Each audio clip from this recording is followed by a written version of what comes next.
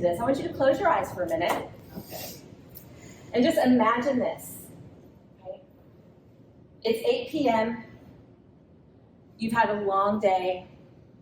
Maybe you've been in back-to-back meetings or taking care of patients, teaching students, whatever it is you do during your day. You've had a long day, been incredibly busy, responding to emails, fulfilling urgent requests, and you're finally, at 8 o'clock, you get to sit down and spend some time with your family.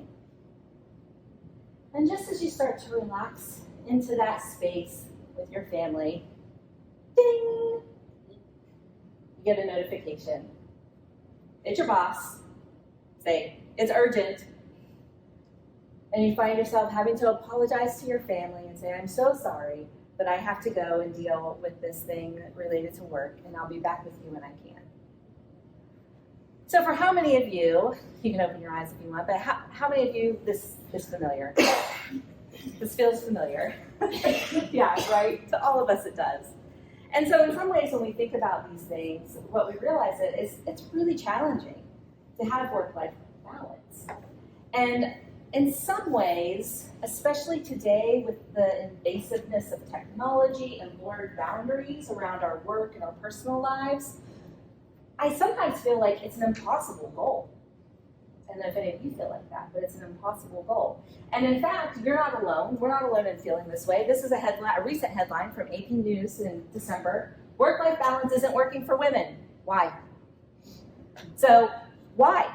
Anybody want to share? Like, why do you think work-life balance is not working for women? We say yes. Oh, we say yes. We what? We allow We allow ourselves to be interrupted. We think we can do it all. We think we can do it all. We're afraid to set That's not boundaries. your opinion. Yeah, we're afraid to set boundaries, and we are Wonder Women. We are, and we can do a lot. We have capacity to do a lot, and we've proven that to ourselves, and unfortunately, other people have seen it too. And when we do that, what happens, then they start invading on those boundaries, right? And what the research actually shows us, and this isn't going to be surprising to all of you, but 50% of women feel high levels of stress daily in their work. Anybody identify that with that? High levels of stress daily. So you're constantly under stress. 42% of women say that their jobs have negatively impacted their mental health over the past 6 months. And only 26% of women say that they strongly agree that their organizations care about their well-being. So we're dealing with a lot. Most of us are highly stressed. We don't feel like others really care about us. We're trying to take care of everyone else, and who's taking care of us? Who cares about us? And I think I like what several of you said about, well, we don't set boundaries. We allow these things to happen to us, and some of what we experience is self-imposed. If we're being really honest, we kind of set up these expectations about us being Wonder Women and that we can do everything. And when we set up those expectations, then that's what people expect from us, right? So we find ourselves in these situations. And I think part of the problem with work-life balance, too, is that time is finite. There's absolutely nothing you can do, no matter how much you try to create more time. Can't do it. It's impossible, right?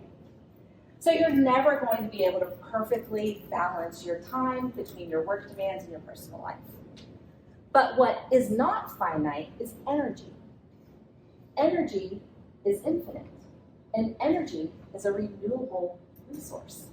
And so instead of thinking so much about how much time we're spending doing this and that and this and that, think instead about the energy that we're using and what we're doing to renew our energy, because we can feel better even when we're stressed, and we can build stress resilience by how we manage and renew our energy.